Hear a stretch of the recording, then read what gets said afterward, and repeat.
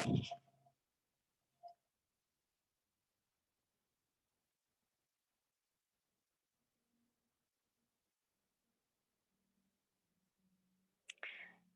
assalamualaikum warahmatullahi wabarakatuh. Kita masuk ke pertemuan ketiga ya, yaitu tentang perbedaan individu dan karakteristiknya. Jadi pertemuan sekarang sebenarnya pertemuan ini adalah apa ya, garis besar dari silabus yang saya berikan kepada Anda. Nanti kita lihat ya, seperti apa garis besarnya ya.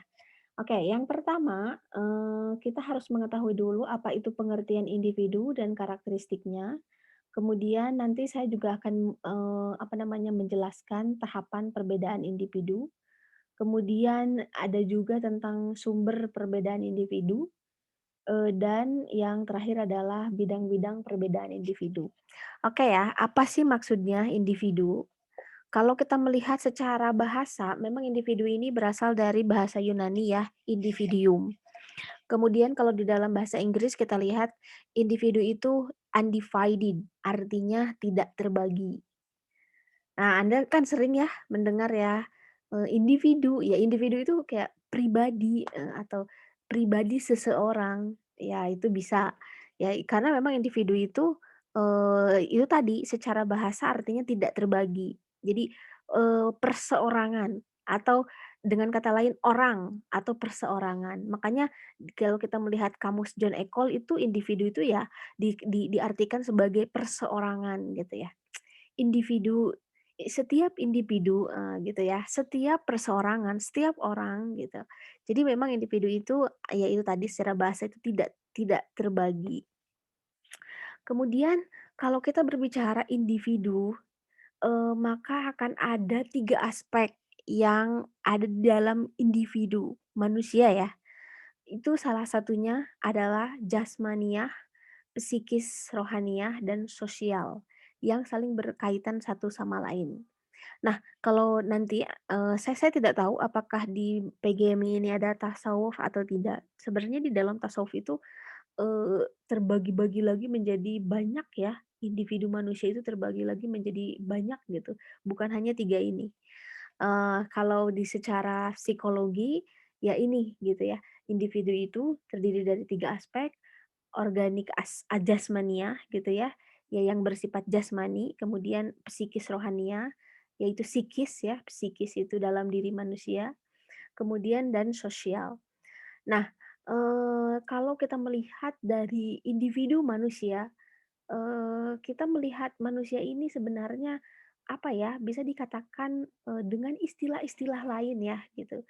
Sehingga manusia itu ya bisa dibedakan dengan individu yang lainnya atau maaf, dengan makhluk yang lainnya.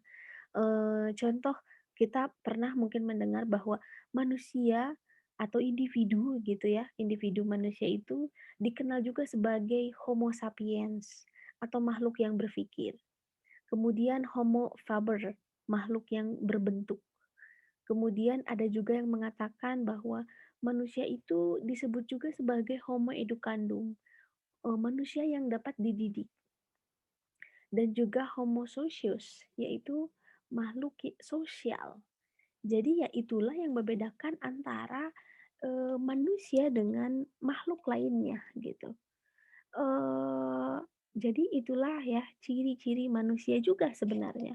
Karena, manusia memang kompleks ya, beda dengan makhluk yang lainnya.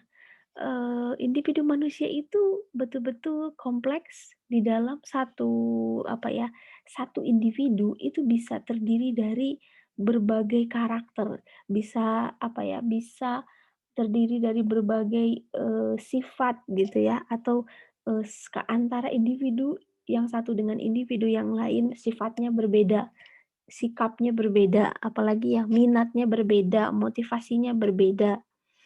Apalagi ya responnya berbeda ya, gitu.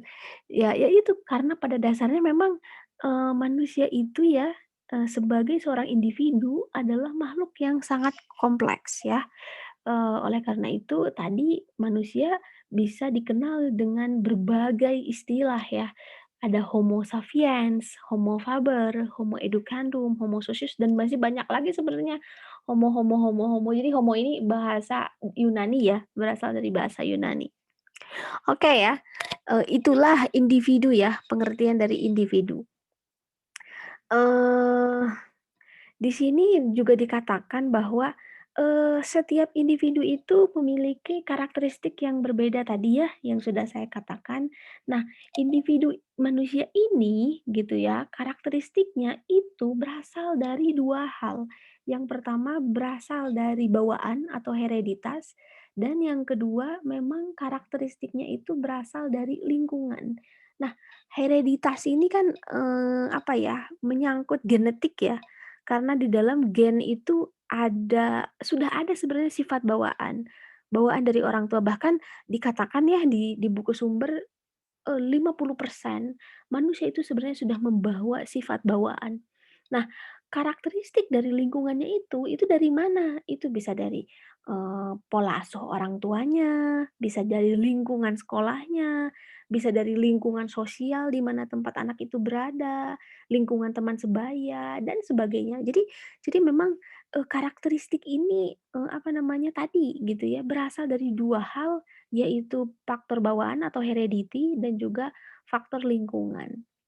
Oke, jika kita melihat kategori dari perbedaan individu, ini bisa dikategorikan ya. Jadi perbedaan individu ini dikategorikan dalam berbagai hal atau dalam, beberapa perbedaan. Yang pertama, kategori yang pertama, dari perbedaan fisik. Nah, ini yang tadi saya katakan sebenarnya pertemuan ini kan merangkum semua ya, bisa bisa merangkum silabus ya, karena memang, nanti di pertemuan-pertemuan selanjutnya, perbedaan fisik, sosial, intelijensi gitu ya, kecakapan dan sebagainya itu akan dibahas satu persatu. Itulah kenapa saya tadi mengatakan bahwa pertemuan kali ini sebenarnya, merangkum lah ya gitu, merangkum garis besar dari silabus kita sebenarnya. Oke ya, kembali kepada tadi ya, kategori perbedaan individu itu bisa dikategorikan ke dalam 5 hal. Intinya ya, bisa dikategorikan ke dalam 5 hal. Yang pertama, kategori yang pertama yaitu perbedaan fisik. Perbedaan fisik ini menyangkut berat badan, jenis kelamin ya, kemudian apalagi ya tinggi, pendek gitu ya. Itu juga masuk ke dalam perbedaan fisik, pendengaran, penglihatan, kemampuan bertindak, itu masuknya ke perbedaan fisik. Kemudian yang kedua perbedaan sosial. Nah, jadi kategori yang kedua yaitu dari perbedaan individu itu adalah perbedaan sosial. Jadi status ekonomi, agama, hubungan keluarga dan suku itu bisa membedakan individu yang satu dengan individu yang lainnya ya, gitu. Itu bisa ya mempengaruhi, sangat mempengaruhi perbedaan sosial itu. Kemudian yang ketiga, perbedaan kepribadian. Itu jelas ya, perbedaan kepribadian ini merupakan kategorisasi yang ketiga, yaitu tentang itu watak, motif, minat, dan sikap gitu ya. Itu, merupakan kategorisasi perbedaan individu yang selanjutnya, perbedaan kepribadian. Yang keempat, perbedaan intelijensi. Ya, intelijensi itu menyangkut tentang otak ya, kemudian mencerna, ya kemampuan otak, kemampuan berpikir, itu masuk kepada perbedaan intelijensi. Dan juga perbedaan kecakapan atau, kepandaian. Sebenarnya ini, kecakapan atau kepandaian ini, masih berhubungan sebenarnya dengan perbedaan intelijensi sih. Tetapi di buku sumber yang lain dikatakan ya ini gitu. Jadi ini ada perbedaan. Nanti perbedaannya seperti apa, nanti di pertemuan-pertemuan selanjutnya ya, akan terlihat jelas perbedaan-perbedaan itu. Oke ya, itulah kategori perbedaan individu ya.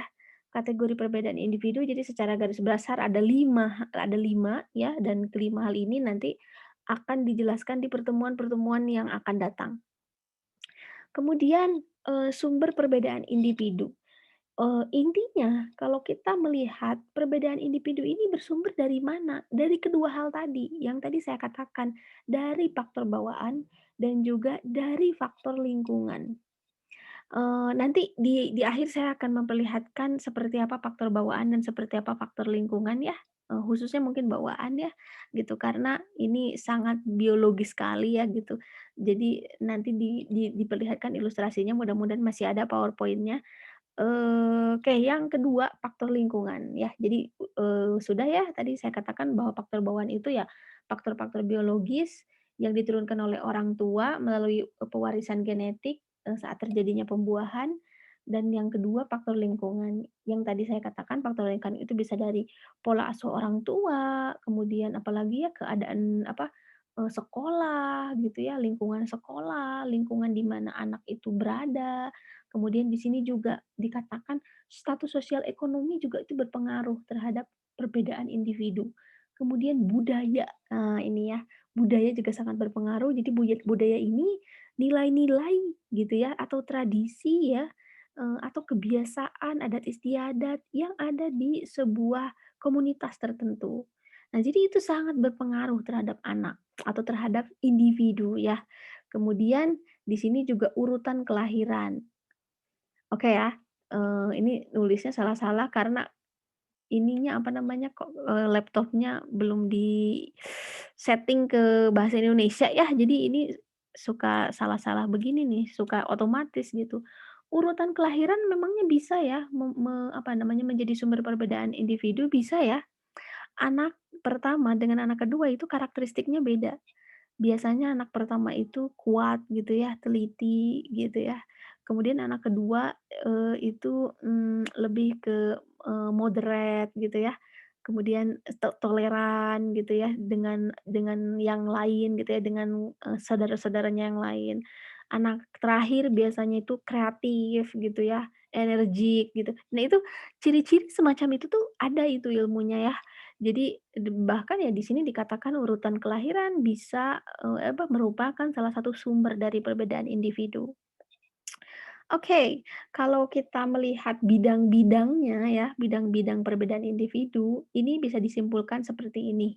Jadi ada perbedaan ini sebenarnya nyambung dengan yang tadi ya, apa namanya, apa tadi, nah ini, kategori perbedaan individu gitu ya, itu nyambung dengan ini. Nah, ini ya, bidang-bidang perbedaan individu. Jadi, ada 6 kurang lebih, sebenarnya ini banyak banyak perbedaan pendapat ya tentang bidang-bidang perbedaan individu ini kan, ada yang mengatakan perbedaan kognitif, ada juga yang mengatakan perbedaan intelektual gitu. Jadi itulah, banyak perbedaan tapi intinya adalah saya rangkum seperti ini ya, gitu. Jadi ada 6, yang pertama perbedaan kognitif, yang tadi saya katakan, jadi perbedaan kognitif ini perbedaan yang bersifat kognisi, yang bersifat, apa namanya, pemikiran ya, intelektual. Jadi perbedaan kognitif itu hubungannya dengan itu ya, perkembangan intelektual, perkembangan berpikir seseorang dan itu menyangkutkan isi kepala lah ya, isi seseorang ya, gitu. Makanya kognitif kan Anda sudah tahu juga ya, gitu, di dalam ilmu pendidikan ada istilah kognitif, afektif, psikomotor ya. Kognitif itu aspek yang berhubungan dengan berpikir, afektif, aspek yang berhubungan dengan rasa atau sikap, dan psikomotor, aspek yang berhubungan dengan gerak. Jadi kalau Anda mendengar lagi kata kognitif, oh ini berpikir nih gitu kan, aspek yang berhubungan dengan berpikir ya. Kemudian tadi intelektual itu sebenarnya masuk di dalamnya gitu, di perbedaan kognitif ini sebenarnya. Oke ya, dan keenam ini nanti akan dibahas di pertemuan-pertemuan selanjutnya. Oke, sebelum ke situ yang kedua ya, perbedaan individual dalam kecakapan bahasa. Nah, nanti akan dibahas juga tentang apa namanya, perkembangan bahasa anak, perkembangan bahasa individu, dari mulai kecil sampai dewasa. Ini juga akan dibahas di pertemuan-pertemuan selanjutnya. Kemudian yang ketiga, bidang perbedaan individu yang ketiga yaitu kecakapan motorik, perbedaan dalam kecakapan motorik. Motorik ini ya itu tadi, berhubungan dengan aspek gerak ya, gitu. Dan itu kalau aspek gerak hubungannya dengan urat-urat saraf gitu ya, otot-otot. Nah itu, apa namanya, motorik. Kemudian yang keempat, perbedaan dalam latar belakang. Nah, yang dimaksud dengan latar belakang ini ya latar belakang dari individu itu sendiri, gitu. Latar belakang ini bisa tadi ya latar belakang sosial, kemudian apalagi lingkungan dan sebagainya, budaya dan sebagainya. Jadi ini. Kemudian yang keempat, perbedaan bakat ya, jelas ya, karena ada, orang yang bakatnya itu musik, ada orang yang bakatnya itu, apa namanya, bahasa gitu, jadi pintar, berkomunikasi. Ada orang yang bakatnya itu menggambar, kemudian ada orang yang bakatnya itu numerik, jadi dia itu sangat, apa ya, berbakat dalam bidang hitung-menghitung.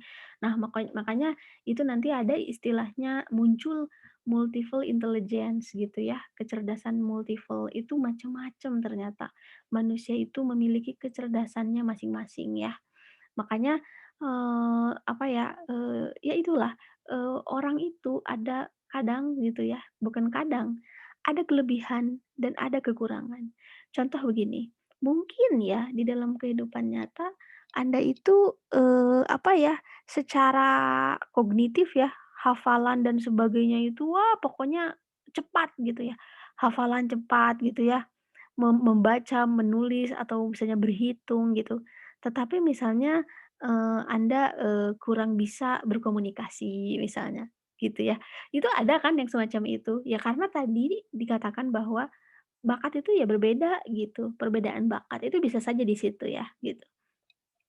Oke, yang selanjutnya perbedaan persiapan belajar. Nah, ini ya, ini sebenarnya sudah ini sih, lingkungan ya gitu, sudah masuk kepada faktor lingkungan ya, di mana ternyata persiapan belajar itu, merupakan salah satu bidang dari perbedaan individu gitu. Karena orang yang belajar dengan sungguh-sungguh atau orang yang tidak belajar, itu akan berbeda juga hasilnya gitu. Belajar di sini konteksnya luas ya, gitu. Itu belajar yang menyangkut kepada tadi aspek kognitif dan juga bisa menyangkut kepada aspek afektif gitu. Jadi ya itu ya, perbedaan persiapan belajar. Nah, keenam ini akan dibahas di pertemuan-pertemuan selanjutnya setelah UTS itu. Oke ya, di mana ya saya apa namanya, bukan menyusun, menyimpan yang tadi, genetik itu ya. Oke ya, itulah, apa namanya, garis besar, dari, silabus kita atau garis besar dari pertemuan hari ini yang bisa saya jelaskan, eee, dan memang, yang saya jelaskan hari ini itu merupakan, apa namanya, garis besar silabus kita kalau apa, diperhatikan lebih lanjut ya. Oke, ini saya ingin memperlihatkan ini ya, mmm, nah ini, iya mudah-mudahan sih masih ada ya PowerPoint-nya waktu itu saya is ini kalau tidak salah, ini ya kalau tidak salah. Oke, sudah lihat ya? Nah, jadi, kalau kita melihat kepribadian seseorang itu, apa ya, sebenarnya ada konsepnya kepribadian itu, bahkan ada namanya teori kepribadian. Ya mungkin kalau orang psikolog ya pasti ya, sudah pasti belajar tentang hal ini. Tetapi kalau, tarbiyah bisa jadi tidak, bisa jadi iya gitu. Jadi teori ini disisipkan dalam mata kuliah tertentu, oke ya? Jadi kalau kita melihat, kepribadian, sebenarnya kepribadian itu kan, apa namanya, mmm, personality ya kalau di dalam bahasa Inggris atau, di dalam bahasa Latinnya itu persona, artinya topeng. Di sini dikatakan, personality itu atau kepribadian itu topeng yang digunakan oleh para aktor dalam suatu permainan atau pertunjukan. Para pemain menyembunyikan kepribadiannya dan berperan sesuai dengan topeng yang mereka gunakan. Itu kepribadian secara bahasa ya. Nah, kalau kita melihat ya, dalam kehidupan sehari-hari, kepribadian itu juga bisa dikatakan sebagai identitas diri atau jati diri seseorang ya. Kemudian kesan umum terhadap orang, itu juga sebenarnya arti dari kepribadian ya gitu, di dalam kehidupan keseharian. Atau ada juga yang menyatakan bahwa kepribadian itu fungsi-fungsi kepribadian yang sehat atau bermasalah, nah itu tuh kepribadian. Jadi kayak, "Ih, orang ini mah baik, ih orang itu mah jahat. Nah, itu tuh kepribadian gitu. Itu tuh menyangkut kepribadian kan. Seperti Anda kan kalau melihat seseorang, orangnya, supel ya misalnya, orangnya terbuka, orangnya, sangat bijak, nah itu tuh kepribadian tuh gitu ya. Itu tadi fungsi-fungsi kepribadian yang sehat atau bermasalah. Atau ya tadi, orang ini egois ya. Nah itu tuh menyangkut kepribadian. Jadi memang, tidak ada salahnya memang, karena memang, kepribadian di dalam kehidupan sehari-hari itu ya tadi bisa dikatakan sebagai fungsi-fungsi kepribadian yang sehat atau bermasalah. Atau dapat juga dikatakan sebagai identitas diri, jati diri seseorang, kesan umum seseorang terhadap Anda. Itu tuh kepribadian, menyangkut kepribadian ya gitu. Yang tadi saya katakan, jadi memang kepribadian itu dibangun oleh 2 hal ya, ada genetik, ada lingkungan. Saya ingin melihat ini, memperlihatkan ini kepada Anda. Mana ya? Oke. Nah ini nih, oke ya. Jadi, faktor hereditas ini dibentuk dari 23 kromosom ibu ya, atau kita sebut XX ya. Mungkin Anda dulu waktu SMA pernah belajar lah ya ini. Dan 23 kromosom dari ayah atau, pasangan XY gitu. Di dalam kromosom ini terdapat berjuta-juta gen. Nah, yang tadi ya, yang dikatakan di buku sumber itu, gitu ya. Gen ini jumlahnya beribu-ribu dan mengandung sifat-sifat fisik dan psikis atau mental individu. Jadi dalam hal ini tidak ada seorang pun yang mampu menambah atau mengurangi potensi hereditas tersebut, gitu. Itu tuh memang sudah genetik, sudah turunannya seperti itu. Makanya ada istilah kelainan genetik ya. Makanya nanti kalau ada yang kelainan genetik itu, ya itu tadi yang ketidaknormalan gitu. Tidak normal itu ya macam-macam ya.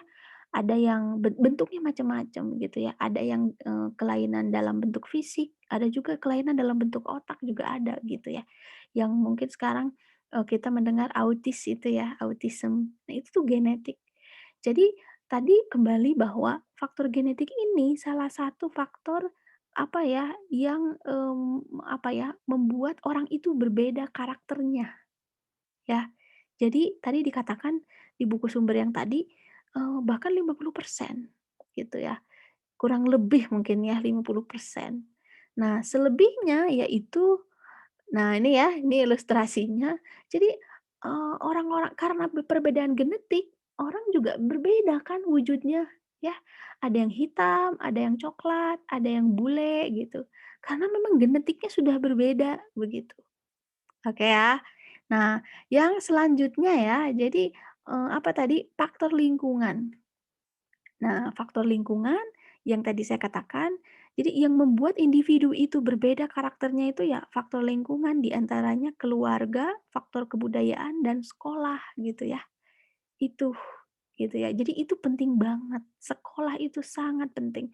Guru itu sangat penting mempengaruhi karakteristik anak ke lingkungan sosial, lingkungan sekitar atau budaya setempat gitu ya, adat kebiasaan, nilai-nilai yang, terkandung di dalam, pola asuh orang tua ya, keluarga, itu tuh sangat berpengaruh terhadap kepribadian seseorang. Oke ya, jadi itulah tadi ya faktor hereditas dan faktor lingkungan ya, yang dapat mempengaruhi karakteristik seseorang. Oke, itu tambahannya sedikit dari saya. Mudah-mudahan bermanfaat. Sampai jumpa minggu depan ya, dan ada kuis ya, silahkan Anda isi. Itu kuis memang, saya sengaja membuatnya hari ini supaya Anda sering latihan ya mengisi soal, dan nanti ketika di UTS itu, yalah mudah-mudahan lah ya, mudah-mudahan usaha untuk membuat apa namanya, ujian tengah semester itu bagus lah ya. Jadi Anda dilatihlah dari sekarang ya latihannya, silahkan dikerjakan, walaupun tidak ada nilainya tapi silahkan dikerjakan ya, gitu.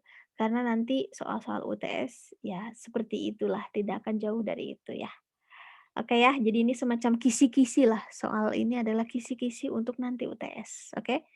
Oh iya, Untuk apa namanya, tugas kelompok nanti saya share di, apa namanya, di video yang lain ya, di video selanjutnya, tidak di sini. Oke, itu saja yang bisa saya sampaikan untuk pertemuan kali ini. Wassalamualaikum warahmatullahi wabarakatuh.